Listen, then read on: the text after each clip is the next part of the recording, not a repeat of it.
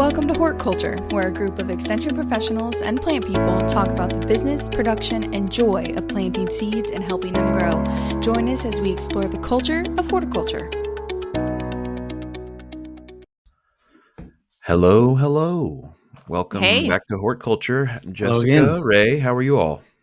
I'm doing good. How are you? Good. Ready for fall weather. I'm pretty good. Yeah. We've been riding ups and downs in our temperatures around here, and I think we're at the point where you start looking at your watch and saying, "Is it fall yet?"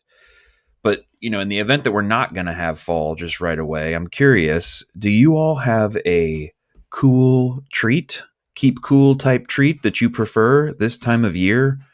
Ice cream, like popsicle, chill. Yeah. I don't know that it's a cool treat, but we mentioned it on our last episode.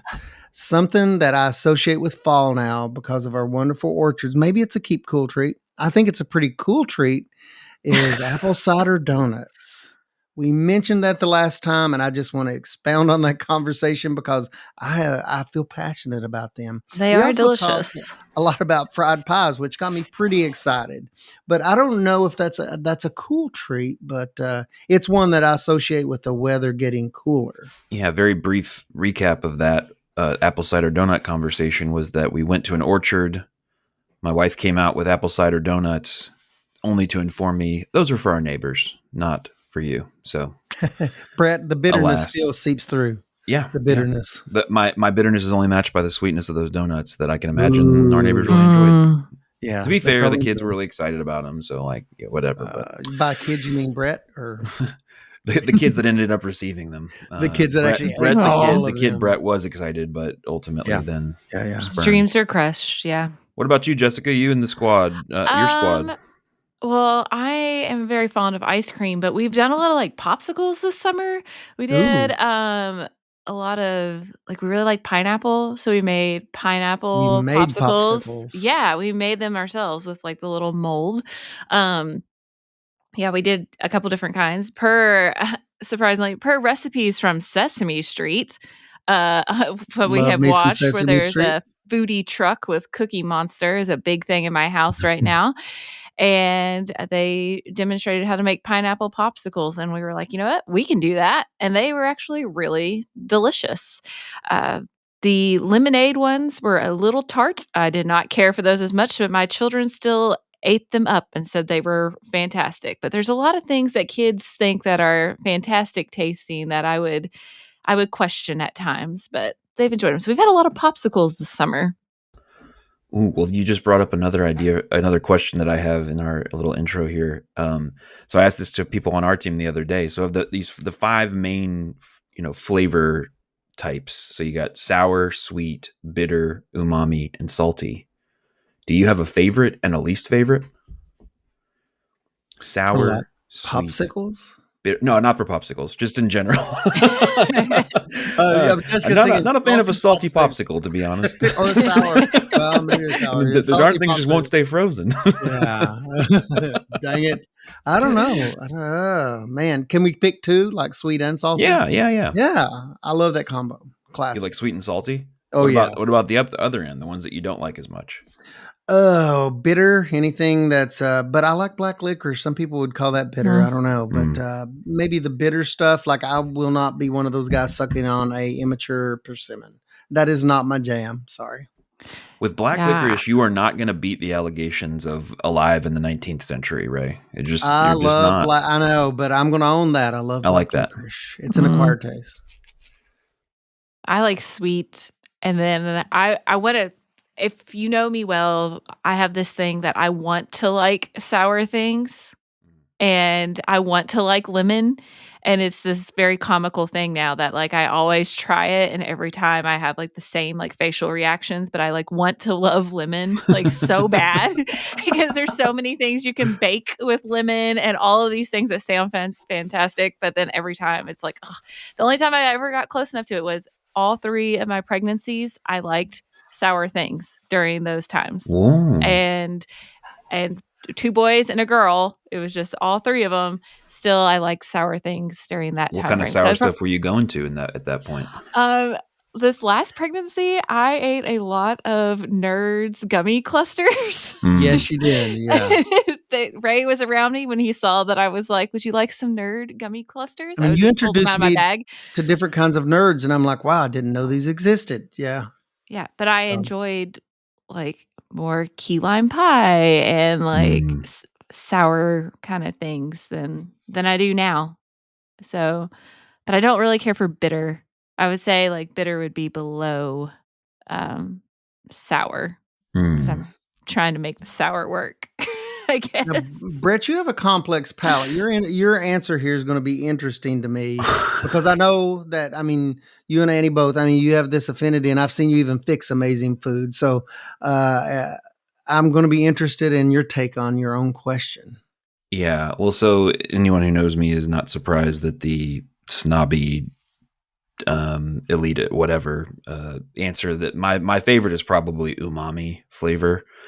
You're going to have to Maybe, explain that to me a Yeah, little bit. well, Expound. I need to know more about that because I might be Yes, able to rank please. mine differently.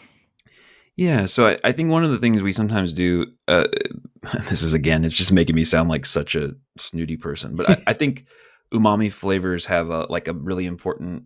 They're given more primacy and thought about more in like some Asian cultures. As a flavor that, and also sweetness is used differently in Asian, like a lot of Asian cuisine, other places too.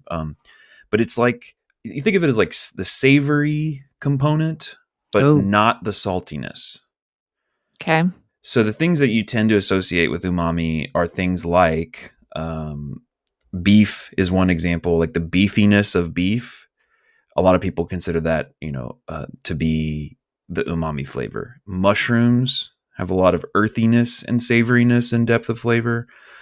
Miso paste, soy sauce, even Worcestershire sauce to some extent. Again, the saltiness and the umaminess go together a lot in a lot of those, but it's this other thing, and it's almost like it's a blend of sensation and flavor, at least in my experience of it, where it's like almost like a creaminess or a richness that is just not, if you think about sour stuff or tangy stuff, is like there's a brightness to it. This has more of like a richness and a mouth. There's mouthfeel can be associated with it.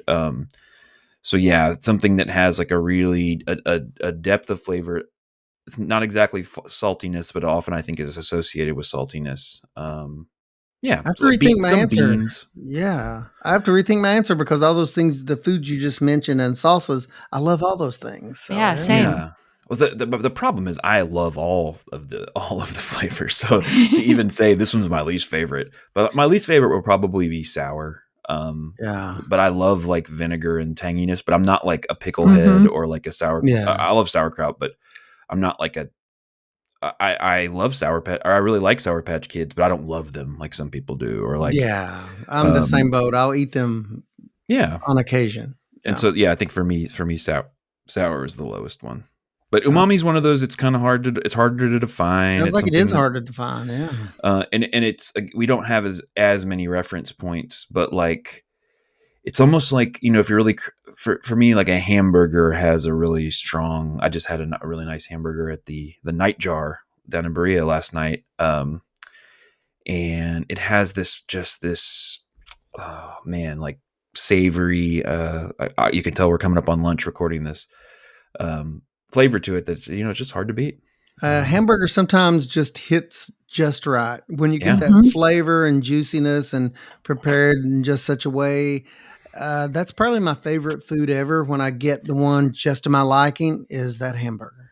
I mean, That's hands down amazing. Something else, not to just be like, oh, the weird things Jessica liked when she was pregnant, but also with all three of my pregnancies, I wanted cheeseburgers, and that's how some of my office coworkers figured out I was pregnant before I told anyone else. Oh wow! Because Cheeseburgers. I always bring my lunch to work, and suddenly I was just like, "Hey guys, I'm gonna go pick something up," and they were just like, "What is she doing?" And like I was suddenly getting like a cheeseburger with an ice cold Coke, and they were like, something's going on with her. And by the third kid, they were like, that's your her tail, right? routines had changed. But now I'm back to bringing my lunch to work again because I've had some people try to convince me. They're like, doesn't the dairy barn sound really good today, Jessica? And I was like, oh, it does, but I have my lunch. And they're like, man, she won't go out and get us burgers now. Yeah, maybe that's just a test. Yeah, that's just a test. They're just testing you.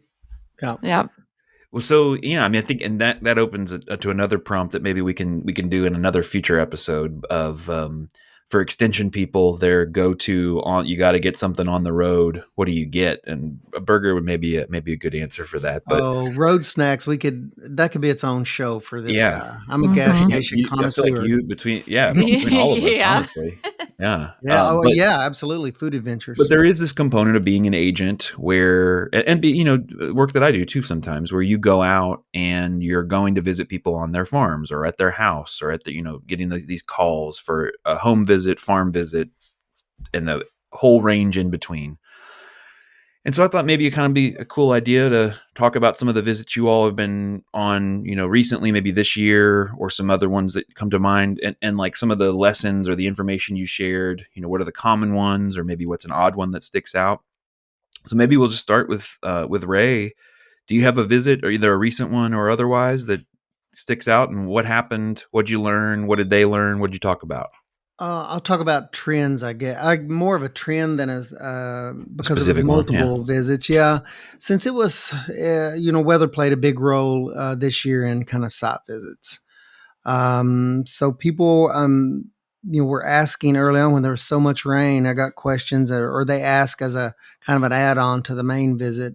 We'd go and look, and of course, weeds were growing in production areas. So I answered a lot more questions this year, and just kind of thought through the processes with people on weed suppression and weed control, because everybody got behind when it stayed so wet for so long. They're like, we're mowing in between the rows this year of our production areas instead of cultivating or, some kind of chemical control product. They were just straight out mowing in some cases, but a lot of my discussions early on during the year, we didn't have a lot of irrigation questions because there was not a lot of that needed in a lot of instances, depending on the crop. But a trend for the springtime was just thinking through and working through weed control. And I'll give a specific example. Before you jump into the example, I was just, for those, some folks who their whole orientation to weed control in a home garden might be, I go out and pull the weed out, and even if it rained, that's not a big deal. Why would it be like rain would prevent you from? Did you say cultivating? What does that mean? Like, why would that prevent you? We've talked about it on the show before. One of the things you just don't do, and it's bad even for home gardens, and it's we know it's really bad in a commercial setting, but it's just not good. Even walking, even foot pressure on a waterlogged soil does bad things. It causes lots of compression, loss of soil structure, and it just is difficult because everything's muddy. But my main concern is soil structure, especially commercially, but also for homeowners. Just not being able to get out. It was a very wet spring in Kentucky. If you were outside of Kentucky, this may not make a lot of sense, but for reference, it was I guess the wettest spring we've ever had in Kentucky. But it was hard early on to get out and work, and I encourage people not to do so, to have a lot of implements out on wet soil, no cultivation at all when the ground was really wet. But even foot traffic in gardens, I've dealt with the fallout of that before, where people will say, man, because a lot of times gardens, if it's a small space garden, they'll have like a lot of heavy pressure on just a really defined footpath. And I'll get a kind of a follow-up comment the year after a wet spring like this, and they'll say, man, I tried to go out and till that, and it was like tilling up concrete, or they tilled it in the fall, and it was just all compressed and hard. It did a lot of damage. So I tried to encourage people to be careful of that.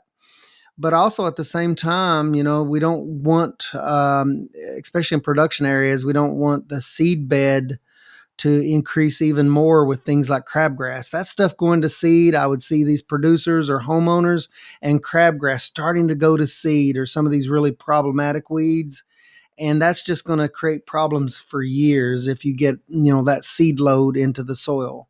So there was just a lot of questions, a lot of site visits, a lot of discussions on weeds early on. That's before we had to deal with diseases and everything later in the season. Yeah. Well, I interrupted you. I think you had a specific No, I was example just I related was to just going to the. give that Yeah. example of weeds going to seed. Yeah. That's Yeah. one thing we really don't want is I would see that starting to happen. I'm like, well, what are your options? And that's when we talked about mowing and things. People don't generally think about taking a push mower to if it's a smaller production area, going out and mowing. But I'm like, anything you can do to keep those, to minimize pressure on your soil, but also, minimize the number of weeds that are going to seed. So yeah, handled a Yeah. lot of questions like that. It was just weather related and, what's this going to do to my tomato? Is it going to delay ripening? But all that happened later in the season with Right. the fluctuations of temperature.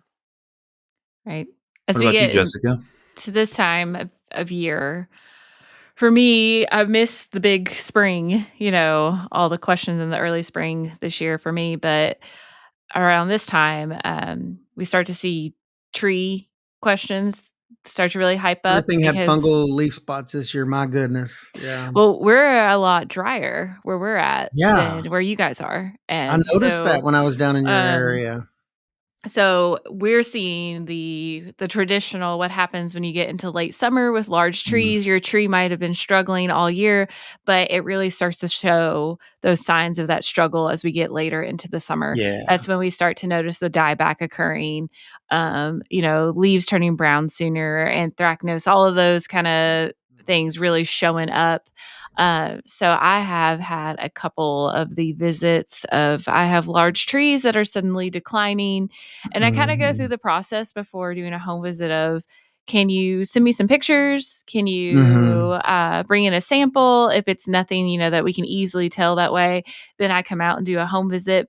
And, a lot of the things that I was just seeing were trees that have probably had some damage from, like, several years ago, right? From, Yeah. like, wind damage several years ago, and it's just been they've slowly been declining, but you just don't see it until they Yeah. start to get stressed, and we've gotten suddenly last year, we had a really bad drought at the end of the summer, Mhm. and it's getting really dry again here again, and so those trees are really starting to show those signs. So a lot of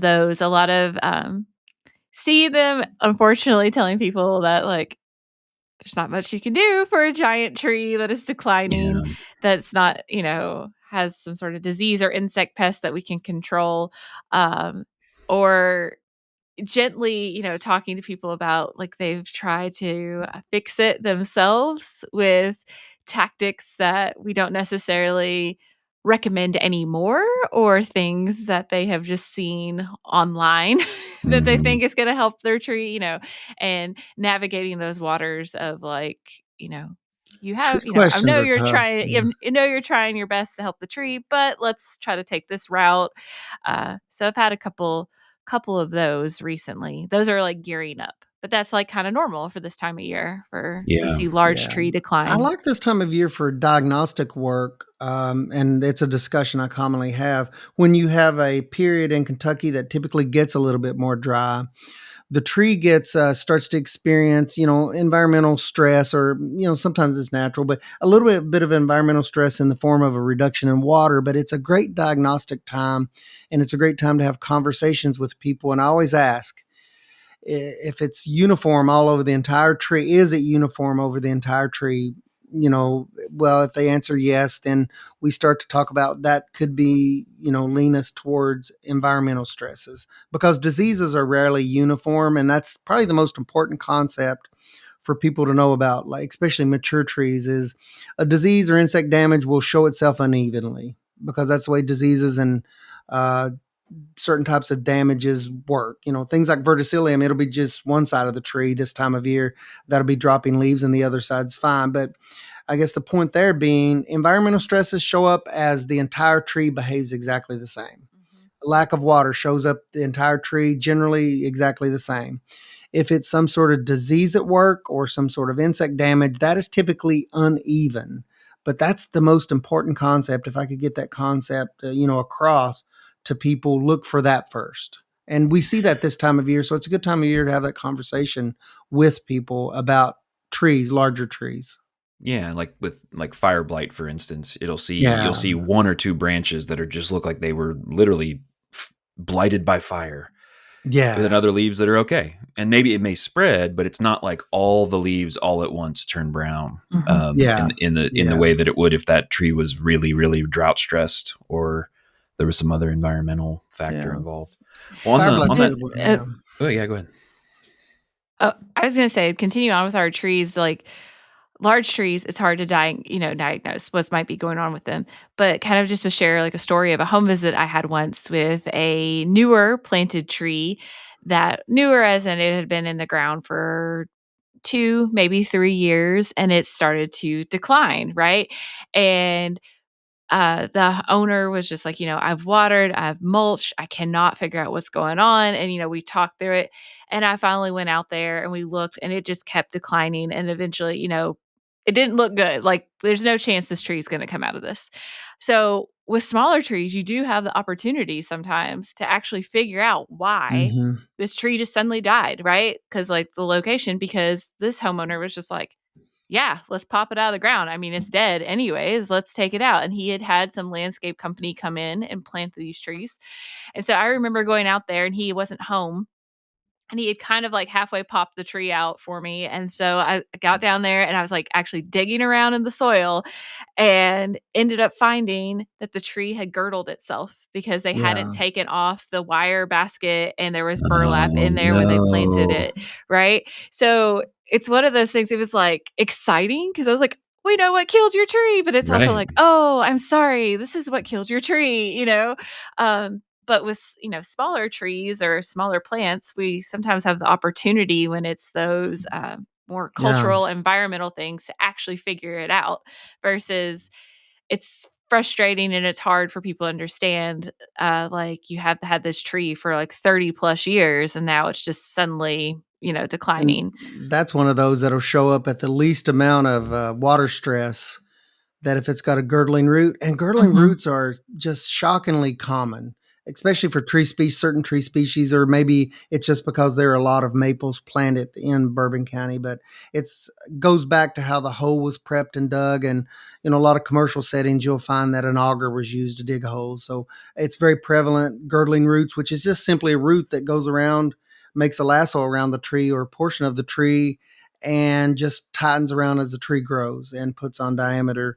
But it's extremely common. I see that all the time. And so I end up digging around the base. One of the first things I do for young trees is I'll dig around the base 3 to 4 inches down with the homeowner, and we'll look for those roots, but incredibly common.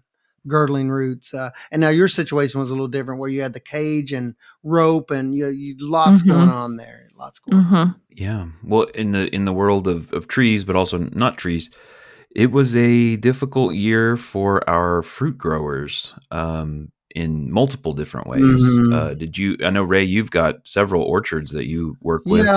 In fact, our local orchard that we have had put out, public service announcements giving an update. And I love when they do this. They do a good job with social media, but they're trying to temper people's expectations. Yes, they will have fruit, but they gave an update on the fruit crop this year. Everything from blackberries and raspberries to peaches that, have a lot of winter injury.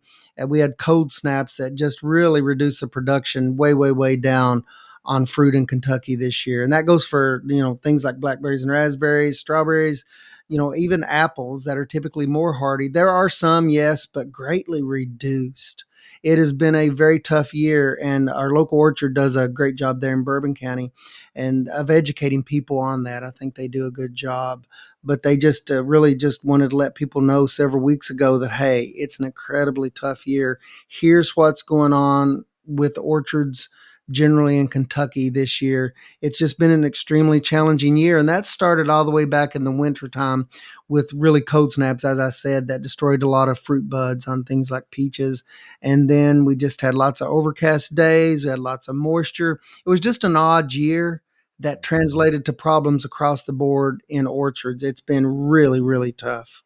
Yeah, I saw that post, and I actually saw one of the comments below, and I think it's that good kind of customer education and engagement, someone asked, because some people don't know, they don't have really a sense of how a peach grows or an apple grows. That the question was, does this did the tree die, or was it just the fruit crop that's lost? And they said we actually did lose some trees because we had brutal cold, young and trees. relatively early, and it was like December. It got really, really cold, and it was warm for a prolonged period in the fall, and then got really, really cold really fast. The fluctuations is what's so tough. I mean, if it's consistently cold, as long as it's not incredibly cold, consistency is more important. But the fluctuations, I think, really we're even learning things now on new trellising systems, age of certain varieties. A lot was learned. I mean, unfortunately, learned the hard way. But with in issues. general, what ends up happening is that those trees form flower. Depends on the type of tree, but they form flowers somewhere in that March, April, May window, and then they form buds first, and then the flower, those buds then are at different stages of opening. And the more open it is, just like us emotionally, the more open it is, the more it's open to damage. And so if you have the later into the year that a frost happens, the more damaging it can be to those. And there's all kinds of interesting things about the temperature that it takes to damage a bud at a certain, stage.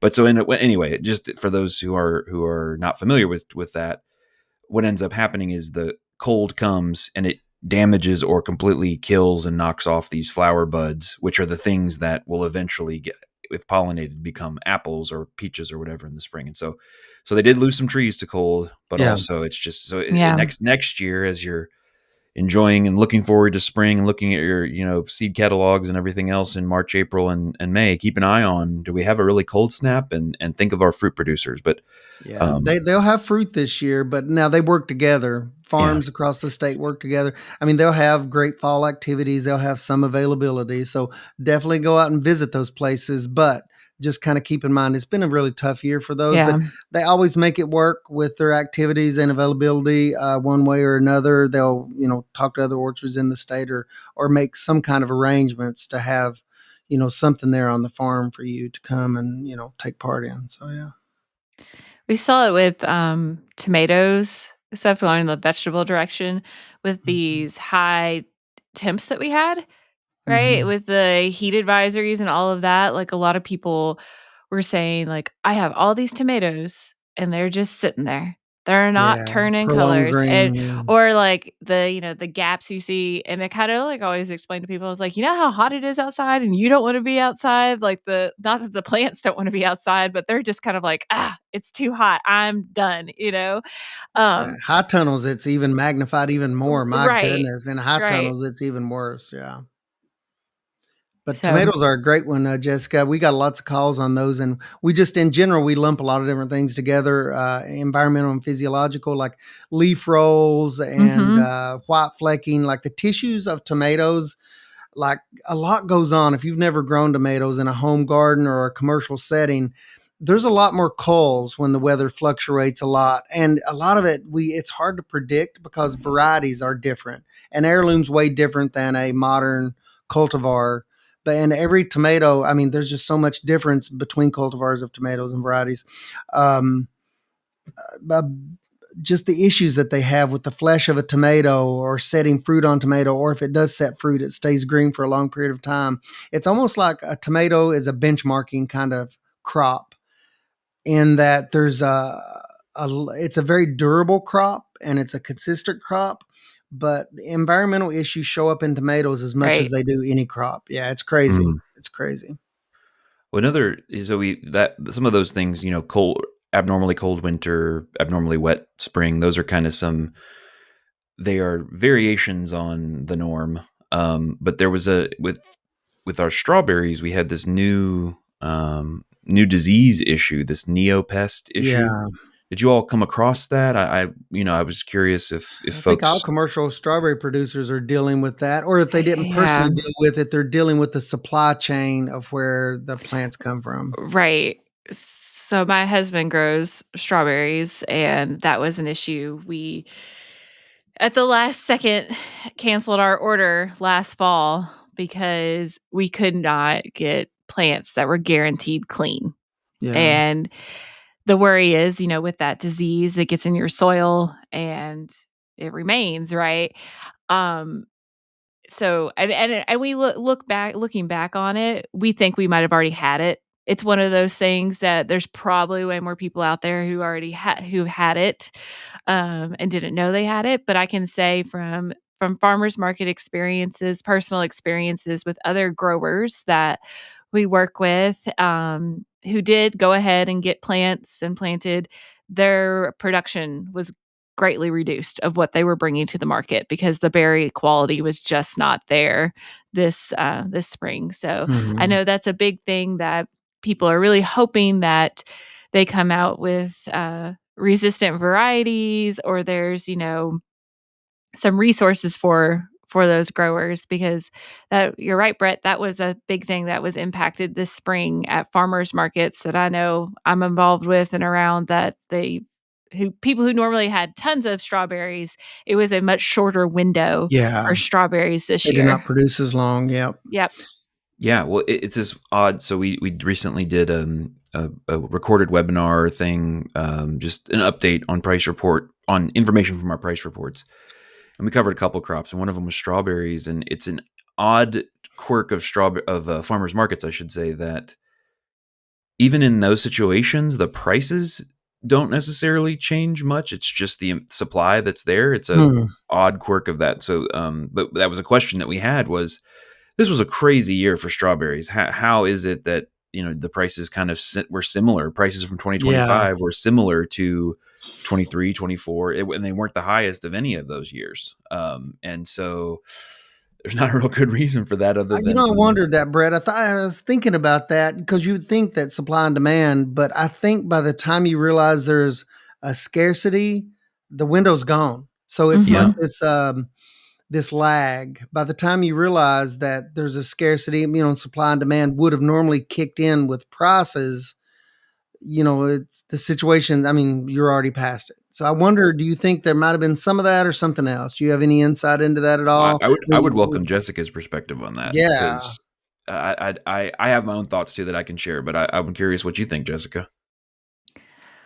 I mean, I think it was just like, kind of just like as Ray said, it was such like a short window. I feel like this year of like people having it, that there wasn't any time to like be like, oh, there's not going to be any, there's not going to be any Yeah. left. I can raise the prices really high, right? Because I think a lot of them who I know who went into it, the few vendors who did have strawberries, they were hoping that they would have good ones and they would have them last a lot longer. But it was just significantly a shorter amount of time. And the same thing with blackberries a little bit this year. Like, going back to your other fruit stuff, like just being that winter injury, I noticed that as well. Even though those aren't as like, I mean, they sell fast. People want them, but it's not like a strawberry, right? No, strawberries are different Time of year too, like the idea, like capturing that imagination of fresh product earlier in the year. People are ready for it. By the time July rolls around, people are like, I still like produce, but not like I did back in, in May and June. Right.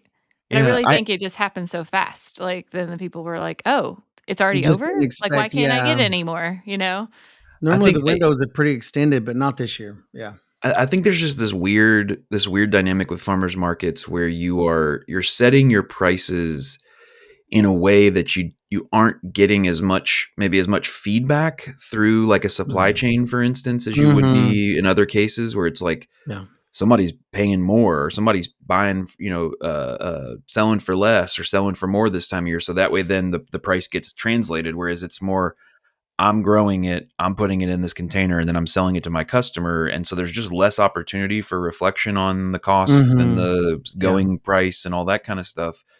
But there's also, like, I don't know, there's just this general tendency within farmers markets, for instance, like tomato prices throughout the course of the season stay more or less flat the whole year.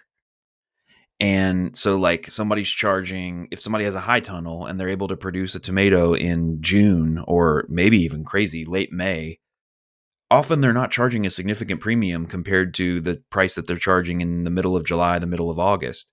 which is very bizarre. I mean, you do see It's some of it tapering interesting, off, yeah. but if you Bec compare that yeah. from farmers markets, if you compare that data with produce auction data, the produce auction prices look very much like what you expect any market to look like. It's a big U shape. Mm. Prices are high in the beginning, Mhm. high in the Yeah. end, and they're low in the beginning, and then the supply, or sorry, they're low in the middle, and that's where the supply is the highest. And so it's just this. There is this. I'm starting to call it the irrationality of farmers market pricing, or maybe it is rational, and it's just something I don't understand. And maybe it's worthwhile to people to, I'm going to sell you the straw, even though it was a harder year. I'm going to sell you these strawberries at the price that I want to sell them to you at. But please come back and buy tomatoes and sweet corn and other Mhm. stuff later. Mhm. That kind of relationship establishment. But that's just an interesting aspect of this year in particular, that kind of jumped out from some of the interactions I've had. That is extremely interesting between farmers markets and, other forms of marketing, that it's not reflected because, Yeah. we talk a lot about, well, to price something properly or establish a baseline, you have to know, like, your input cost. Well, if you have a high tunnel, you have all of these additional input costs that are spread Mm-hmm. out Right. over, I mean, really interesting. Yeah. Yeah. And there's more risk, like if you put Yes. out your tomato plants on April 15th and a frost comes on April 19th, versus Sometimes waiting a little bit. that's And supplemental heat, that's more management when you have to manage the venting, if it's yeah. manual venting, it's just everything, all the inputs and risk. I mean, you have to be paid for risk too. That goes back to the strawberries where, Yeah. Mhm. like, why would you raise your prices? I was talking to a couple of producers. I'm like, well, I mean, with Neopest, these new diseases, it's harder to get, those guaranteed disease-free transplants in. So, and there's more risk. I mean, there's just more risk in the system. Well, and But you're yeah, you're Mhm. paying the same amount to put out the 1,000 plants or Oh, yeah. 200 plants or whatever, and then you're getting a small fraction of the yield that you're then able to sell. I mean, that's the economic basics of the decision making. yeah, yeah. So yeah, it's just an interesting one, and it's one of those quirky aspects of these direct markets and small markets, and Hmm. um, yeah. Well, what else? I mean, we've kind of covered some of the spring stuff, and here we are transitioning into late Yeah, summer, almost summer, into late early summer. fall. I What do you Ye expect to be coming, or what is coming in now? I've recently had a bunch of, like, lawn was gonna care say stuff, and lawn 'cause this year. I Yeah. asked Ray for some help the other day, with one that I had, but again, Ray, as he messaged me back, he's like, "Oh, I've seen a lot of brown patch, right, in our Yeah. area, but it's really dry here," right? So, not so much of a Yeah. fungal, like, kinda It's a fueled different. stuff, right? It's amazing. I did not realize there was such a difference. Jessica, how would you're would more South Central Kentucky. I'm definitely like Mhm. Central, North Central Kentucky. There's a huge difference in the mid growing point of the season till now.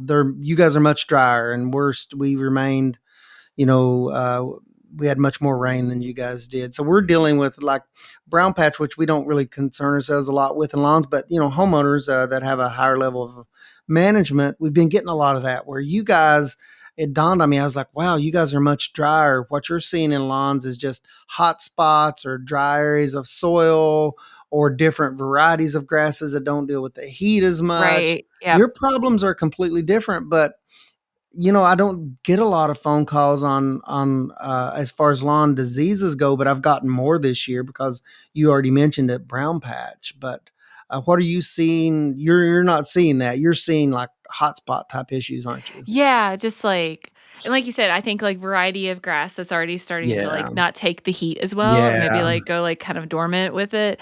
That and then as you mentioned crabgrass earlier, I've had several, like, crabgrass samples come in, Yeah. people wanting to kill it, and it's already, like, giant, right? And so they're, Yeah. like, trying to put crabgrass killer on it now, and it's like, "Oh, that's just a waste of, like, time, money, and chemicals," because that's not gonna touch a mature plant Yeah. that's going to seed, right? So I've had several of those come in, several of those, and it's interesting, right? You might come across this as well. That are people bringing it in that like these not landscaping, but lawn care companies have told them it's one thing, and they keep wanting to treat their yard, and so then they eventually are bringing it up here, to find out what it is or what we can do and help them and educate them about it and give them, provide those extension pubs that are like, hey, actually, this is the best time of year to treat for crabgrass. Don't let them keep charging you more money to treat your yard and put unnecessary chemicals out there and all of that stuff.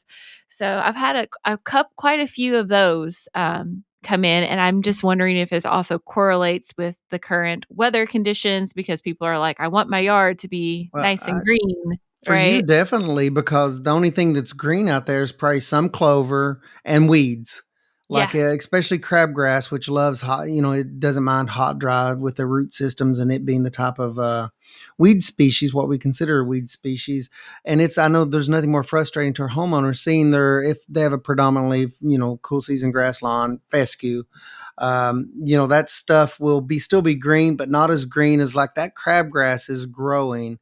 And what I encourage homeowners, it's very happy, is just simply make sure you may not need to mow your entire lawn, but just do not let that crabgrass go to seed. That'll add to the problem.